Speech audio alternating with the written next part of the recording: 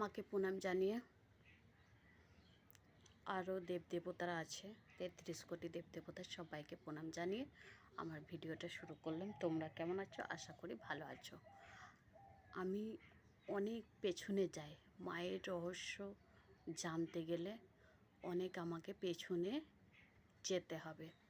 তবে সেগুলো দেখা না আমার, সেগুলো শোনা। তবে যে বলেছে আমার জন্মদাতা পিতামাতা, মানে তাদের কাছ থেকেই শোনা।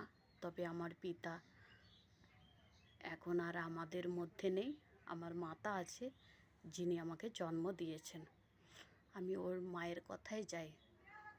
ওই মায়ের মানে আমার যেটা জন্মদাতা মা, সেই মাতার আমরা 5টা সন্তান, একটা পুত্র সন্তান আর 4টে আমরা কন্যা সন্তান।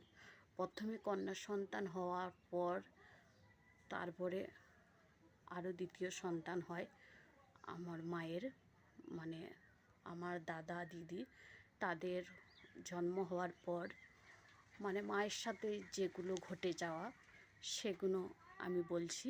সেটা হচ্ছে যেটাকে বলে সাপ। সাপ মানে এমনভাবে মায়ের পায়ে জড়িয়ে গেছিলো। তবে সেটা আমি বলছি, এটা আমার কথা না, এটা মায়ের কথা, মানে মায়ের মুখ থেকে শুনেছি আর বাবার মুখ থেকে। তবে এখনও তারা আছে, তারা বলতে পারবে যে বিষয়টা কী হয়েছিল।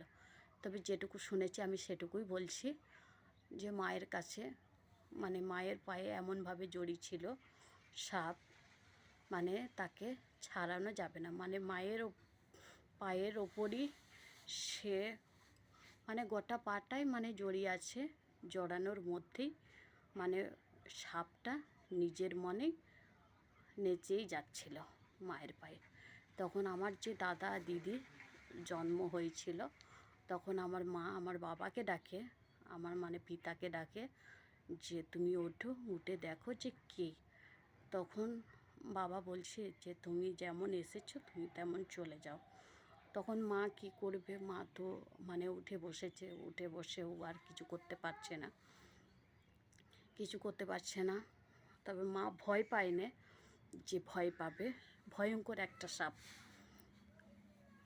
মা যেটুকু বলেছে আমি সেটুকুই বলছি, ভয়ঙ্কর একটা সাপ মানে সেরকম তার পায়ে জড়িয়ে গেছিলো। কিন্তু সেই সময়টাতে বাবা কি করে, ভয় না করে সেই সাপটার মাথাটা ধরে নেয়, ধরে বাইরে বার করে দেয়, উঠোনে রেখে দেয়।